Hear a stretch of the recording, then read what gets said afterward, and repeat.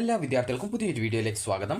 ഈ വർഷത്തെ +1 higher secondary പ്രവേശനത്തിന് എങ്ങനെ സ്വന്തമായിട്ട് മൊബൈൽ ഫോൺ വഴി അപേക്ഷ സമർപ്പിക്കാം എന്നുള്ളതാണ് ഈ ഒരു വീഡിയോയിൽ. അപ്പോൾ അപേക്ഷ സമർപ്പിക്കുന്നതിന് മുമ്പായിട്ട് വിദ്യാർത്ഥികൾ ആദ്യം തയ്യാറാക്കി വെക്കേണ്ടത് ഒന്ന് നിങ്ങളുടെ SSLCയുടെ രജിസ്റ്റർ നമ്പർ, അതുപോലെ CBSE വിദ്യാർത്ഥികളാണെങ്കിൽ അതിൻ്റെ മാർക്ക് ലിസ്റ്റ്, അതുപോലെ ICSE ഇതുപോലുള്ള മറ്റു വിഭാഗത്തിൽ ഉൾപ്പെട്ടവരാണെങ്കിൽ അതിൻ്റെ ആ ഒരു മാർക്ക് ലിസ്റ്റ് ആദ്യം തയ്യാറാക്കി വെക്കണം. അതിനുശേഷം നിങ്ങൾ പിന്നീട് തയ്യാറാക്കി വെക്കേണ്ടത് നിങ്ങളുടെ അതായത് മൊബൈൽ നമ്പർ, അതുപോലെ ഇമെയിൽ ID എന്നിവയാണ്.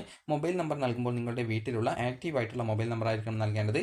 ഓരോ അലോട്ട്മെൻറ്റ് ഘട്ടത്തിലും ഓപ്ഷൻസ് എഡിറ്റ് ചെയ്യാനായിട്ട് ഉൾപ്പെടെ നിങ്ങൾക്ക് ഈ ഒരു OTP ആവശ്യമാണ്. അപ്പോൾ അതുകൊണ്ട് തന്നെ നിങ്ങളുടെയോ അല്ലെങ്കിൽ നിങ്ങളുടെ രക്ഷിതാക്കളുടെയോ നമ്പർ നൽകാൻ ശ്രദ്ധിക്കുക. അതായത് വിദേശത്തോ അല്ലെങ്കിൽ കേരളത്തിന് പുറത്തൊക്കെ ജോലിക്ക് പോകുന്നവരാണെങ്കിൽ അവരുടെ നമ്പർ കൊടുക്കരുത്, നിങ്ങളുടെ വീട്ടിലുള്ളവരുടെ നമ്പർ ആയിരിക്കണം കൊടുക്കേണ്ടത്. അതുപോലെ തന്നെ കട്ടായി പോകുന്ന, അതായത് റീചാർജ് ചെയ്യാതെ കട്ടായി പോകുന്ന മൊബൈൽ നമ്പറൊന്നും കൊണ്ടുപോയിട്ട് കൊടുക്കരുത്. കാരണം ഈ ഒരു അലോട്ട്മെൻറ്റ് കംപ്ലീറ്റ് ചെയ്യുന്നതിന് ആ ഒരു മൊബൈൽ നമ്പർ നിങ്ങൾക്ക് ആവശ്യമാണ്. കാരണം ഈ ഓരോ സമയം എഡിറ്റ് ചെയ്യണം എന്നുണ്ടെങ്കിൽ നിങ്ങൾക്ക് ആ ഒരു OTPയുടെ ആവശ്യമാണ്. അതുപോലെ ട്രാൻസ്ഫറിന് ഉൾപ്പെടെ അപ്ലൈ ചെയ്യണമെന്നുണ്ടെങ്കിൽ നിങ്ങൾക്ക് ഈ ഒരു OTP ആവശ്യമുണ്ട്. അപ്പോൾ അതുകൊണ്ട് തന്നെ ആ ഒരു മൊബൈൽ നമ്പർ നിങ്ങളുടെയോ അല്ലെങ്കിൽ നിങ്ങളുടെ രക്ഷിതാക്കളുടെയോ, അതായത് ഈ ഒരു അലോട്ട്മെൻറ്റ് പ്രോസസ്സ് കംപ്ലീറ്റ് ചെയ്യുന്നതിന് നിങ്ങൾക്ക് ലഭ്യമാവുന്ന മൊബൈൽ നമ്പർ ആയിരിക്കണം. അത് നിങ്ങളുടെ വീട്ടിലുള്ളവരുടെ മൊബൈൽ നമ്പർ ആയിരിക്കണം. ഇനി അടുത്തതായിട്ട് വിദ്യാർത്ഥികൾക്ക് വേണ്ടത് നിങ്ങൾക്ക് വല്ല റിസർവേഷൻ ഉണ്ടെങ്കിൽ ആ റിസർവേഷൻ്റെ സർട്ടിഫിക്കറ്റ് ആണ്. അതുപോലെ തന്നെ നിങ്ങൾക്ക് ഈ ഒരു അതായത് EWS കാറ്റഗറിയിൽ റിസർവേഷൻ ഉള്ളവരാണെങ്കിൽ ആ ഒരു EWS സർട്ടിഫിക്കറ്റ് നിങ്ങൾ വാങ്ങിക്കേണ്ടതാണ്. അതുപോലെ തന്നെ വിദ്യാർത്ഥികൾക്ക് ഈ ഒരു അതായത് നിങ്ങൾക്ക് ഫീസ് കൺസെഷൻസ് അങ്ങനെ എന്തെങ്കിലും ഒക്കെ ആവശ്യമുള്ളവരാണെങ്കിൽ ഇൻകം സർട്ടിഫിക്കറ്റ് ഒക്കെ വാങ്ങിക്കേണ്ടതാണ്. അപ്പോൾ ഇൻകം സർട്ടിഫിക്കറ്റ് പ്രത്യേകിച്ച് നിർബന്ധമൊന്നുമല്ല. അതുപോലെ തന്നെ നിങ്ങൾക്ക് കാസ്റ്റ് സർട്ടിഫിക്കറ്റ് നിങ്ങൾ ജസ്റ്റ് ആക്കി വെക്കേണ്ടതാണ്. അത് നിങ്ങളുടെ SSLC സർട്ടിഫിക്കറ്റ് ഉണ്ടാവുന്നത് കൊണ്ട് തന്നെ പ്രത്യേകിച്ച് അതിൻ്റെ ആ ഒരു സർട്ടിഫിക്കറ്റ് സെപ്പറേറ്റ് ആയിട്ട് വേണം എന്നുള്ള നിർബന്ധമല്ല. അതുപോലെ തന്നെ നിങ്ങൾക്ക് വല്ല ടൈ ബ്രേക്ക് സർട്ടിഫിക്കറ്റ്, അതായത് USS LSS ഇതുപോലുള്ള സർട്ടിഫിക്കറ്റുകൾ നിങ്ങൾക്ക് കയ്യിലുണ്ടെങ്കിൽ അത് നിങ്ങളുടെ കയ്യിൽ സൂക്ഷിച്ച് വെക്കുക. അതുപോലെ തന്നെ സ്പോർട്സ് കോട്ടയുടെ ആ ഒരു സർട്ടിഫിക്കറ്റുകളും കയ്യിലുണ്ടെങ്കിൽ അത് ജസ്റ്റ് കയ്യിൽ സൂക്ഷിച്ച് വെക്കുക. അപ്പോൾ വിദ്യാർത്ഥികൾക്ക് ഇത്രയുമാണ് ഈ ഒരു അപേക്ഷ നൽകാനായിട്ട് വേണ്ടത്.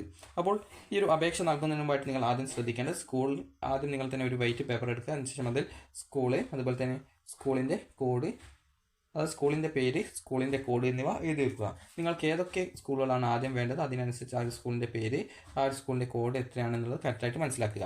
അത് നിങ്ങളൊരു പേപ്പറിൽ എഴുതി വെക്കുക. അപ്പോൾ ഈ ഒരു സ്കൂൾ കോഡ് കണ്ടെത്താനായിട്ട് നിങ്ങൾ സിമ്പിളായിട്ട് ഇവിടെ മെനു എന്നുള്ള ബാർ കാണാം, അതിൽ ക്ലിക്ക് ചെയ്യുക. അതായത് hsk.kerala.gov.in എന്ന ഈ ഒരു വെബ്സൈറ്റിലെ മെനു ബാറിൽ ക്ലിക്ക് ചെയ്യുക. സ്കൂൾ ലിസ്റ്റ് എന്നുള്ളതിൽ ക്ലിക്ക് ചെയ്യുക. അപ്പോൾ ഇതിന് താഴെയായിട്ട് നിങ്ങൾക്ക് ഇതുപോലെ സെലക്ട് ചെയ്യാനായിട്ട് വരും. അപ്പോൾ നിങ്ങൾ ഏത് ജില്ലയിലേക്കാണ് അപേക്ഷിക്കുന്നത് ആ ഒരു ജില്ല സെലക്ട് ചെയ്ത് കൊടുക്കുക. ഒരു വിദ്യാർത്ഥിക്ക് എത്ര ജില്ലകളിലേക്ക് വേണമെങ്കിലും ഓപ്ഷൻ നൽകാൻ സാധിക്കുന്നതാണ്. അത് നിങ്ങളുടെ താല്പര്യമാണ്. ആ ഒരു ജില്ലയിലെ സ്കൂളുകളിൽ നിങ്ങൾക്ക് അഡ്മിഷൻ നേടാനായിട്ട് പറ്റുമെങ്കിൽ, അതായത് അവിടെ അലോട്ട്മെൻറ്റ് കിട്ടിയാൽ അഡ്മിഷൻ നേടാൻ പറ്റുമെങ്കിൽ മാത്രം മറ്റു ജില്ലകളിലേക്ക് നിങ്ങൾക്ക് ഓപ്ഷൻസ് വെക്കാവുന്നതാണ്. അപ്പോൾ ഇങ്ങനെ നൽകുന്ന സമയത്ത് നിങ്ങൾക്ക് അവിടെ കാണാനായിട്ട് സാധിക്കുന്നതാണ് സ്കൂൾ കോഡ് കാണാം, സ്കൂളിൻ്റെ പേര് കാണാം. അപ്പോൾ നിങ്ങൾക്ക് ഏതൊക്കെ സ്കൂളുകളാണോ ഓപ്ഷൻസ് ആയിട്ട് നൽകേണ്ടത് ആ ഒരു സ്കൂളുകൾ നിങ്ങൾ ആ ഒരു നേരത്തെ പറഞ്ഞ രീതിയിൽ തന്നെ ആദ്യം തന്നെ നിങ്ങൾ ഏത് സ്കൂളാണ്, ഇപ്പോൾ ഒരു ഉദാഹരണം പറയുകയാണെങ്കിൽ എനിക്ക് അഡ്മിഷൻ വേണ്ടത് ഈ ഒരു 3ാമത്തെ സ്കൂളിലാണ് ഫസ്റ്റ് ഓപ്ഷൻ വേണ്ടത് എന്ന് കരുതുക. അപ്പോൾ സ്കൂളിൻ്റെ കോഡ്, അടുത്തതായിട്ട് സ്കൂളിൻ്റെ നെയിം എന്നിങ്ങനെ എഴുതുന്നു. അതിനുശേഷം സ്കൂൾ കോഡ് ഞാൻ ഈ ഒരു കോഡ് എഴുതി വെക്കുന്നു. അതിനുശേഷം അതായത് ഈ ഒരു സ്കൂളിൻ്റെ കോഡ് ഞാൻ എഴുതി വെക്കുന്നു. അതിനുശേഷം സ്കൂളിൻ്റെ പേര് ഗവൺമെൻറ് VHSS ആ ഒരു കോളേജ്, അതായത് കോളേജല്ല ജഗതി തിരുവനന്തപുരം എന്നുള്ള ആ ഒരു സ്കൂളിൻ്റെ പേര് ഞാൻ ഇവിടെ എഴുതി വെക്കുന്നു. അതിനുശേഷം അടുത്തതായിട്ട് എനിക്ക് വേണ്ടത് ഈ ഒരു മോഡൽ ബോയ്സ് HSS ആറ്റിങ്ങലാണ് സെക്കൻഡ് ഓപ്ഷനായിട്ട് എനിക്ക് വേണ്ടത്. അപ്പോൾ ഞാൻ ആ ഒരു സ്കൂളിലെ കോഡ് എഴുതി വെക്കുന്നു. അപ്പോൾ ഞാൻ ആറ്റിങ്ങലുള്ള ആ ഒരു സ്കൂൾ ആയതുകൊണ്ട് തന്നെ അതിൻ്റെ ആ ഒരു പേര് എഴുതി വെക്കുന്നു. അപ്പോൾ ഈ രീതിയിൽ നമുക്ക് വേണ്ട എത്ര സ്കൂളുകൾ വേണമെങ്കിലും ഈ ഒരു രീതിയിൽ ഓപ്ഷൻസ് ആയിട്ട് കൊടുക്കാം. അപ്പോൾ അതുപോലെ നിങ്ങൾക്ക് പോയിട്ട് വരാൻ സൗകര്യമുള്ള സ്കൂളുകളായിരിക്കും നിങ്ങൾ ഓപ്ഷൻസ് ആയിട്ട് നൽകേണ്ടത്. അല്ലാതെ പോയിട്ട് വരാനായിട്ട് ബുദ്ധിമുട്ടുള്ള, അതായത് ഏകദേശം ഒരു 10-20 കിലോമീറ്റർ അപ്പുറമുള്ള സ്കൂളുകളൊന്നും കൊണ്ടുപോയിട്ട് കൊടുക്കരുത്. അതായത് നിങ്ങൾക്ക് പോയിട്ട് വരാൻ സൗകര്യം നിങ്ങൾക്ക് ഉണ്ടെങ്കിൽ നിങ്ങൾക്ക് ആ ഒരു രീതിയിൽ തിരഞ്ഞെടുക്കാം. അപ്പോൾ നിങ്ങളുടെ താല്പര്യമാണ് ഏത് സ്കൂളുകൾ ഓപ്ഷൻസ് ആയിട്ട് വെക്കണം എന്നുള്ളത്. അതുപോലെ തന്നെ പോയിട്ട് വരാൻ സൗകര്യമുള്ള സ്കൂളുകളായിരിക്കണം ഓപ്ഷനായിട്ട് തിരഞ്ഞെടുക്കേണ്ടത്. അപ്പോൾ ഈ ഒരു രീതിയിൽ നിങ്ങൾക്ക് വേണ്ട സ്കൂളും സ്കൂളിൻ്റെ കോഡും നിങ്ങൾ കറക്റ്റായിട്ട് ഒരു പേപ്പറിൽ എഴുതി വെക്കുക. അപ്പോൾ ഇത്ര മാത്രമാണ് നിങ്ങൾ ചെയ്യേണ്ടതുള്ളൂ. അപ്പോൾ അതിനുശേഷം നിങ്ങൾ ചെയ്യേണ്ടത് ഇവിടെ ക്രിയേറ്റ് കാൻഡിഡേറ്റ് ലോഗിൻ SWS എന്ന് പറഞ്ഞുകൊണ്ട് കാണാം. അപ്പോൾ അതിൽ ക്ലിക്ക് ചെയ്യുക. അപ്പോൾ ക്ലിക്ക് ചെയ്യുന്ന സമയത്ത് അടുത്ത പേജിൽ നിങ്ങളോട് ഏത് ജില്ലയിലേക്കാണോ അപേക്ഷ നൽകുന്നത് ആ ഒരു ജില്ല സെലക്ട് ചെയ്ത് കൊടുക്കാനായിട്ട് ഓപ്ഷൻ ഉണ്ട്. അപ്പോൾ അത് നിങ്ങൾ ആദ്യം തന്നെ ജില്ല ഏതാണെന്നുള്ള കാര്യം, ഏത് ജില്ലയിലേക്കാണ് അപേക്ഷിക്കുന്നത്, ഞാനിപ്പോൾ തിരുവനന്തപുരത്തേക്കാണ് അപേക്ഷിക്കുന്നത്. അപ്പോൾ ആ ഒരു തിരുവനന്തപുരം സെലക്ട് ചെയ്യുന്നു. അപ്പോൾ നിങ്ങൾ ഏത് ജില്ലയിലേക്കാണോ അപേക്ഷിക്കുന്നത് ആ ഒരു ജില്ലയാണ് നിങ്ങൾ സെലക്ട് ചെയ്യേണ്ടത്. അപ്പോൾ ഈ ഒരു രീതിയിൽ നിങ്ങൾക്ക് വേണ്ട ജില്ലയാണ് നിങ്ങൾ സെലക്ട് ചെയ്യേണ്ടത്.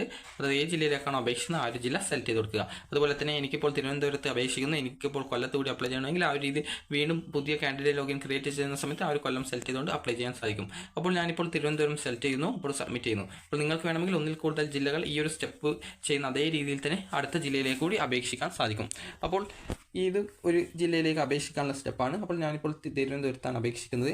അപ്പോൾ എൻ്റെ സ്കീം SSLC സ്കീം ഏതാണെന്നുള്ളതാണ് സെലക്ട് ചെയ്യേണ്ടത്. അപ്പോൾ ഇവിടെ SSLC ഈ വർഷം പാസ്സായവരാണെങ്കിൽ ഈ ഒരു 2023-24 എന്നുള്ളതും, അതുപോലെ കഴിഞ്ഞ വർഷമോ അതിന് മുൻപോ 2007 മുതൽ 2023 വരെ ഈ ഒരു പ്ലസ് ടു അല്ല SSLC കഴിഞ്ഞവരാണെങ്കിൽ ഈ ഒരു രണ്ടാമത്തെ option. THSLC IHRD new scheme ആണെങ്കിൽ അത് സെലക്ട് ചെയ്ത് കൊടുക്കുക. CBSE ആണെങ്കിൽ അത് സെലക്ട് ചെയ്ത് കൊടുക്കുക. അതുപോലെ തന്നെ ICSE, അതുപോലെ തന്നെ SSLC IID ഇതൊക്കെയാണെങ്കിൽ നിങ്ങൾ അത് സെലക്ട് ചെയ്ത് കൊടുക്കുക. അതർ ആണെങ്കിൽ അത് സെലക്ട് ചെയ്യുക. THSLC tech edu new scheme 2016 onwards THSLC ആണെങ്കിൽ അത് സെലക്ട് ചെയ്ത് കൊടുക്കുക. ഈ ഒരു രീതിയിൽ നിങ്ങളുടെ സ്കീം ഏതാണോ അത് നിങ്ങൾ സെലക്ട് ചെയ്ത് കൊടുക്കുക. അതിനുശേഷം അടുത്ത ഭാഗമാണ് ഇവിടെ ആ ഒരു രജിസ്റ്റർ നമ്പർ എന്നുള്ള ഭാഗം. അപ്പോൾ ഈ ഒരു രജിസ്റ്റർ നമ്പർ എന്നുള്ള ഭാഗത്ത് നിങ്ങൾ അത് നിങ്ങളുടെ SSLC രജിസ്റ്റർ നമ്പർ കറക്റ്റായിട്ട് ടൈപ്പ് ചെയ്ത് കൊടുക്കുക. അതിനുശേഷം ഇവിടെ നിങ്ങളോട് ചോദിക്കുന്നുണ്ട് മന്ത് ഓഫ് പാസ് എന്നുള്ളത്. നിങ്ങൾ CBSE ICSE ഒക്കെ വിദ്യാർത്ഥികളാണെങ്കിൽ ഈ ഒരു മന്ത് ഓഫ് പാസും ഇയർ ഓഫ് പാസും നിങ്ങൾ സെലക്ട് ചെയ്ത് കൊടുക്കേണ്ടതായിട്ട് വരും. ഇനി അടുത്തതായിട്ട് ഡേറ്റ് ഓഫ് ബർത്ത് ചോദിക്കുന്നുണ്ട്. അപ്പോൾ ഡേറ്റ് ഓഫ് ബർത്ത് ഇവിടെ നൽകുക.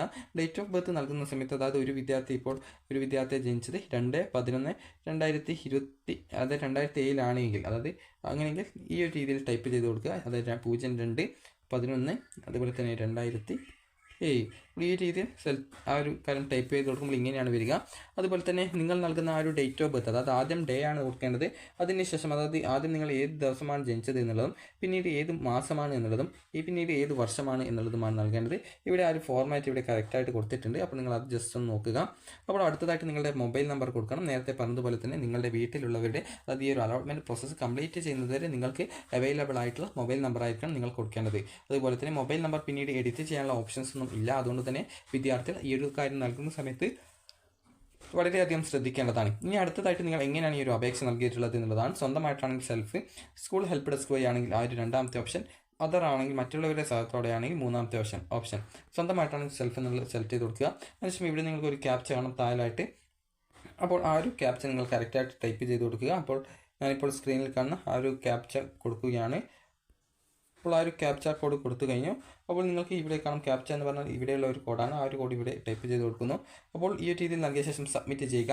സബ്മിറ്റ് ചെയ്ത് കഴിഞ്ഞാൽ വിദ്യാർത്ഥികൾക്ക് പിന്നീട് പോകുന്ന പേജ് ഏതാണെന്നുള്ള കാര്യം നമുക്ക് നോക്കാം. അപ്പോൾ വിദ്യാർത്ഥികൾ ഈ ഒരു പേജിൽ നൽകുന്ന ഡീറ്റെയിൽസ് യാതൊരുവിധ കാരണവശാലും തെറ്റായിട്ട് നൽകരുത്. അപ്പോൾ സബ്മിറ്റ് ചെയ്യുമ്പോൾ മുമ്പ് നിങ്ങൾ നൽകിയുള്ള രജിസ്റ്റർ നമ്പർ, സ്കീം, അതുപോലെ ഡേറ്റ് ഓഫ് ബർത്ത്, മൊബൈൽ നമ്പറൊക്കെ കറക്റ്റ് അല്ലേ എന്നുള്ള കാര്യം പ്രത്യേകം ശ്രദ്ധിക്കേണ്ടതാണ്. കാരണം തെറ്റിക്കഴിഞ്ഞാൽ പിന്നീട് എഡിറ്റ് ചെയ്യാൻ ഈ ഒരു പേജിലുള്ള ഡീറ്റെയിൽസുകൾ എഡിറ്റ് ചെയ്യാനായിട്ട് സാധിക്കുന്നതല്ല. അപ്പോൾ വിദ്യാർത്ഥികൾ പിന്നീട് അടുത്ത പേജായിട്ട് കാണുന്നത് ഏതാണെന്ന് ചോദിച്ചാൽ ഈ ഒരു പേജായിരിക്കും. അതായത് ഈ ഒരു പേജായിരിക്കും. നിങ്ങൾ നൽകിയിട്ടുള്ള ഡീറ്റെയിൽസും അതുപോലെ തന്നെ ഇതുപോലെ മൊബൈൽ നമ്പറും സെൻഡ് OTP എന്നുള്ളൊരു ബട്ടൺ കാണാൻ സാധിക്കും. അപ്പോൾ ഈ ഒരു സെൻഡ് OTP എന്നുള്ള, അതായത് ഈ ഒരു ബട്ടൺ ക്ലിക്ക് ചെയ്യുന്ന സമയത്ത് നിങ്ങളുടെ ആ ഒരു നൽകിയ മൊബൈൽ നമ്പറിലേക്ക് ആ ഒരു OTP നമ്പർ വരുന്നതാണ്. അപ്പോൾ ആ ഒരു OTP വന്നു കഴിഞ്ഞാൽ നിങ്ങൾക്ക് പിന്നീട് അടുത്ത പേജ് ഇതുപോലെയാണ് കാണാൻ സാധിക്കുക. അപ്പോൾ ഈ ഒരു പേജിൽ നിങ്ങളുടെ ഡീറ്റെയിൽസും OTP നൽകാനുള്ള ഭാഗവും കാണും. അപ്പോൾ ഇവിടെ നിങ്ങളുടെ OTP നൽകി സബ്മിറ്റ് OTP എന്നുള്ളത് ക്ലിക്ക് ചെയ്യുക. അപ്പോൾ ഇതിൽ ക്ലിക്ക് ചെയ്യുന്ന സമയത്ത് നിങ്ങൾക്ക് പിന്നീട് അടുത്ത പേജ് നിങ്ങൾക്ക് പാസ്വേഡ് സെറ്റ് ചെയ്ത് കൊടുക്കാനുള്ള പേജാണ് വരിക. അപ്പോൾ ഈ ഒരു പേജിൽ നിങ്ങളുടെ ന്യൂ പാസ്വേഡ് ടൈപ്പ് ചെയ്ത് കൊടുക്കുക.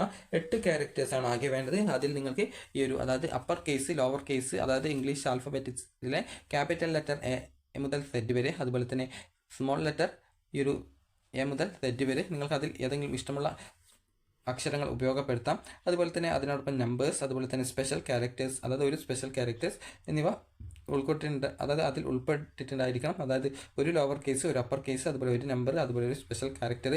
ഇത് നിങ്ങളുടെ ആ ഒരു 8 ക്യാരക്ടേഴ്സ് ആയിട്ടുള്ള ആ ഒരു പാസ്വേഡിൽ ഉൾപ്പെടുത്തിയിട്ടുണ്ടായിരിക്കണം. അപ്പോൾ ഈ ഒരു പാസ്വേഡ് കറക്റ്റായിട്ട് 2 തവണ ടൈപ്പ് ചെയ്യുക. അത് നിങ്ങളൊരു പേപ്പറിൽ എഴുതി വെക്കുക.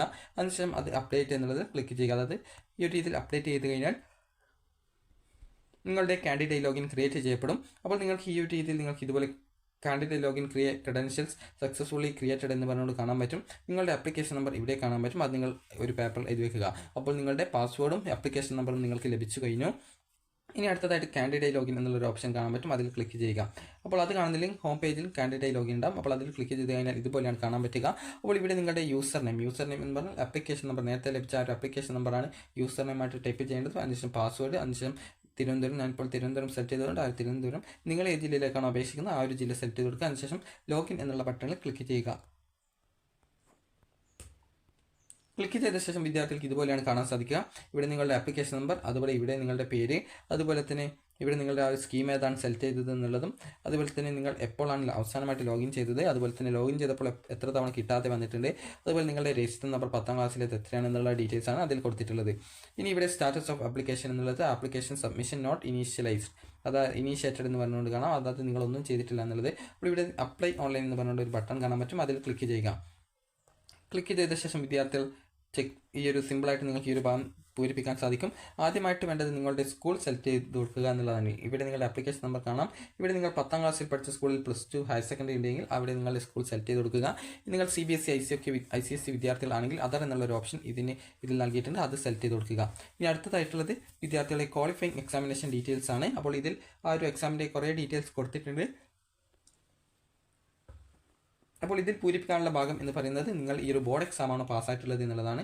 അപ്പോൾ നിങ്ങൾ യെസ് എന്നുള്ളത് ക്ലിക്ക് ചെയ്യുക. അതിനുശേഷം ചാൻസ് നമ്പർ എത്ര പ്രാവശ്യമാണ് ഈ ഒരു ജയിക്കാനായിട്ട് നിങ്ങൾ ഈ ഒരു 10ാം ക്ലാസ് പരീക്ഷ എഴുതിയത് എന്നുള്ളതാണ് ചോദിക്കുന്നത്.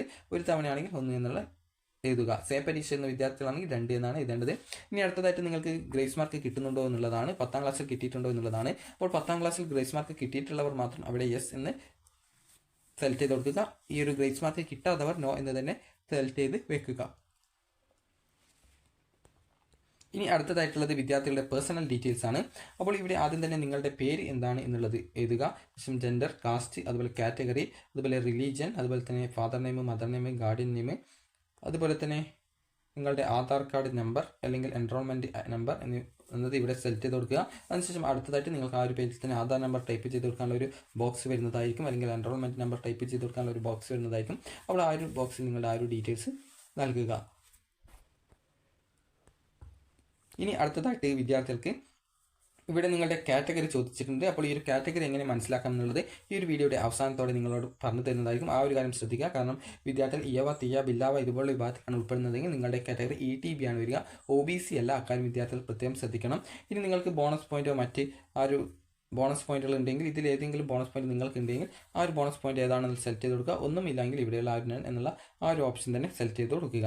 ഇനി അടുത്തതായിട്ടുള്ളത് എന്താണെന്ന് ചോദിച്ചാൽ നിങ്ങൾക്ക് എക്സ്ട്രാ കരിക്കുലർ ആക്ടിവിറ്റീസ്, അതായത് സ്പോർട്സിലോ യൂത്ത് ഫെസ്റ്റിവലിലോ നിങ്ങൾക്ക് ജില്ല, അതുപോലെ തന്നെ അല്ലെങ്കിൽ ജില്ലയിൽ A grade, B grade, C grade അല്ലെങ്കിൽ ഡിസ്ട്രിക്ട് ലെവൽ പങ്കെടുത്തിട്ടുണ്ട്. അങ്ങനെയുള്ള വിദ്യാർത്ഥികൾ ആ ഒരു ഡീറ്റെയിൽസ് ഇവിടെ കറക്റ്റായിട്ട് പൂരിപ്പിച്ച് കൊടുക്കുക.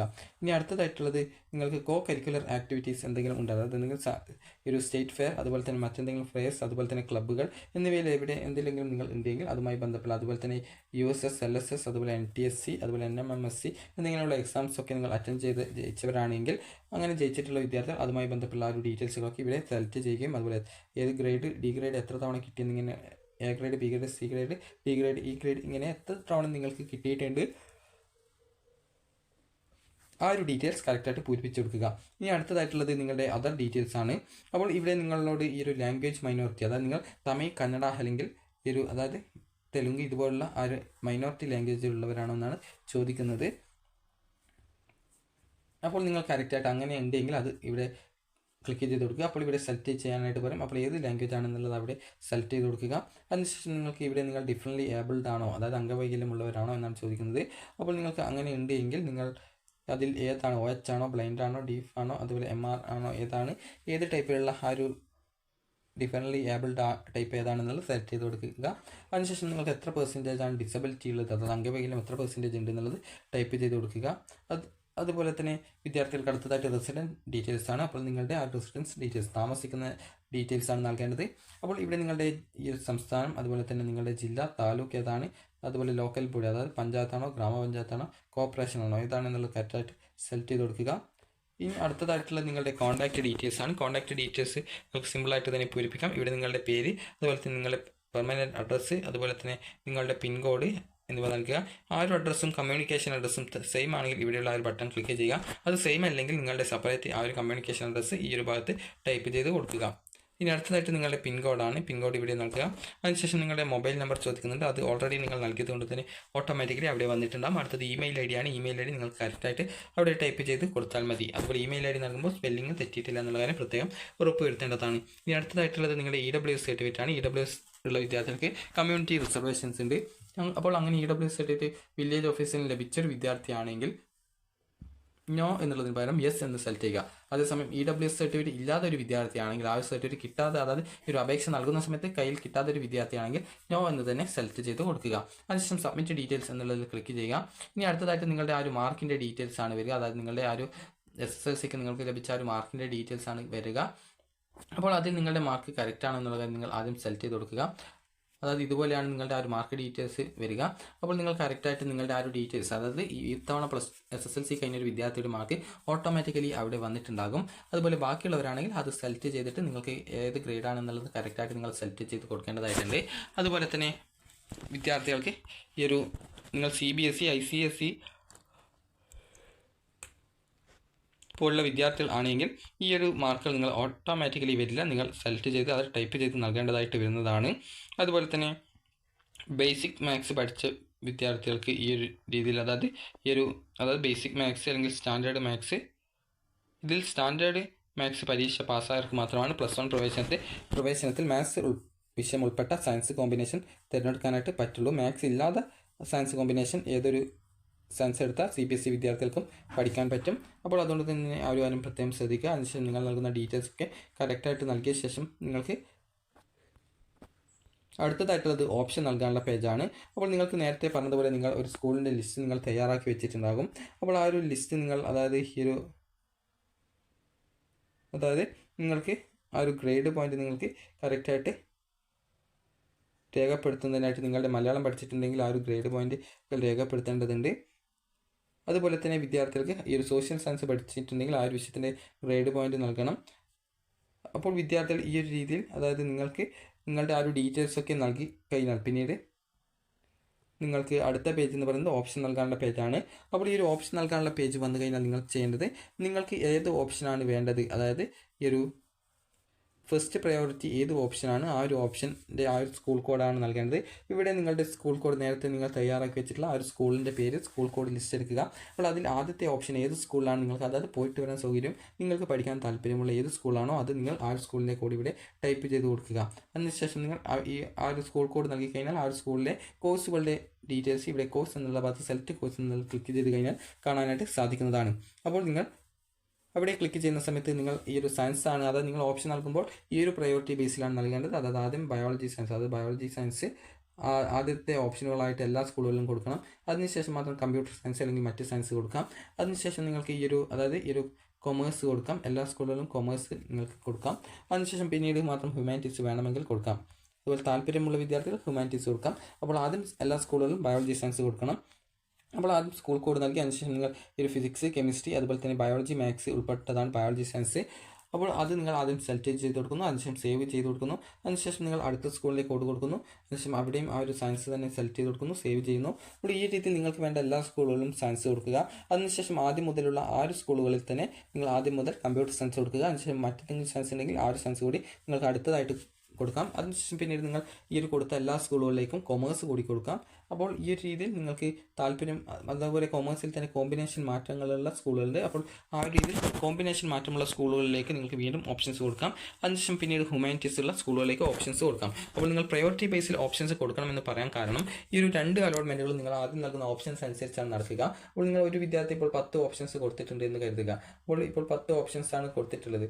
അപ്പോൾ ആ ഒരു വിദ്യാർത്ഥിക്ക് 10 ഓപ്ഷൻസ് കൊടുത്തിട്ടുണ്ടെങ്കിൽ ആ ഒരു വിദ്യാർത്ഥിക്ക് ഇപ്പോൾ 6ാമത്തെ ഓപ്ഷനാണ് ഫസ്റ്റ് അലോട്ട്മെൻറ്റിൽ കിട്ടുന്നത് എന്ന് കരുതുക. ട്രയൽ അലോട്ട്മെൻറ്റ് ശേഷമാണ് ഈ ഒരു ഫസ്റ്റ് അലോട്ട്മെൻറ്റ് വരിക. ട്രയൽ അലോട്ട്മെൻറ്റ് വരുന്ന സമയത്ത് വിദ്യാർത്ഥികൾക്ക് അപേക്ഷയിൽ ആവശ്യമായിട്ടുള്ള എഡിറ്റിങ്ങുകൾ, അത് നേരത്തെ പറഞ്ഞിട്ടുള്ള ആദ്യത്തെ ആ ഒരു കാൻഡിഡേറ്റ് ലോഗിൻ ക്രിയേറ്റ് ചെയ്യുമ്പോഴുള്ള ഡീറ്റെയിൽസ് ഒക്കെയുള്ള ഏതൊരു വിവരങ്ങളും നിങ്ങൾക്ക് ഓപ്ഷൻസ് ഉൾപ്പെടെ എഡിറ്റ് ചെയ്യാൻ സാധിക്കും. അപ്പോൾ ഈ ഒരു അതുപോലെ ഒറ്റ തവണ മാത്രമാണ് എഡിറ്റ് ചെയ്യാനുള്ള അവസരം ഉണ്ടായിരിക്കുകയും ചെയ്യുക. അക്കാര്യം വിദ്യാർത്ഥികൾ പ്രത്യേകം ശ്രദ്ധിക്കണം. അപ്പോൾ 6ാമത്തെ ഓപ്ഷനാണ് നിങ്ങൾക്ക് ഈ ഒരു ഫസ്റ്റ് അലോട്ട്മെൻറ്റിൽ കിട്ടുന്നതെങ്കിൽ പിന്നീട് ഇതിന് താഴെ 7 തൊട്ട് 8 വരെയുള്ള, അതുപോലെ 7 തൊട്ട് 10 വരെയുള്ള ഓപ്ഷൻസ് ക്യാൻസൽ ആവും. അപ്പോൾ ഇതിലാണ് നിങ്ങളുടെ പ്രിയപ്പെട്ട ഓപ്ഷൻസ് ഉണ്ടെങ്കിൽ അത് നിങ്ങൾക്ക് ബുദ്ധിമുട്ടായിരിക്കും. അപ്പോൾ അതുകൊണ്ട് തന്നെ നിങ്ങൾക്ക് താല്പര്യമുള്ള സ്കൂളുകൾ മുൻഗണനാക്രമത്തിൽ നൽകാനായിട്ട് ശ്രദ്ധിക്കുക. അപ്പോൾ ഇങ്ങനെ നിങ്ങൾ നൽകിയ അവസാനം നിങ്ങൾക്ക് ഈ ഒരു എല്ലാ ഡീറ്റെയിൽസ് നൽകിയ ശേഷം സബ്മിറ്റ് ഓൾ എന്നുള്ള ബട്ടൺ ക്ലിക്ക് ചെയ്യുക. ക്ലിക്ക് ചെയ്ത് കഴിഞ്ഞാൽ പിന്നീട് ഇതുപോലെ ഒരു പേജായിരിക്കും വരിക. അതായത് ഈ ഒരു 10ാം തരം പഠന സ്കീം അതർ ആയിട്ടുള്ളവർ മാർക്ക് ലിസ്റ്റ് അല്ലെങ്കിൽ സർട്ടിഫിക്കറ്റ്, തുല്യത സർട്ടിഫിക്കറ്റ്, മൈഗ്രേഷൻ സർട്ടിഫിക്കറ്റ് എന്നിവ ഇവിടെ സ്കാൻ ചെയ്ത കോപ്പി അപ്ലോഡ് ചെയ്ത് കൊടുക്കേണ്ടതായിട്ട് വരും. അതുപോലെ തന്നെ CBSE വിദ്യാർത്ഥികളും ഇതുപോലെ നിങ്ങൾക്ക് എന്തെങ്കിലും, അതുപോലെ തന്നെ സാധാരണ വിദ്യാർത്ഥികളും, അതായത്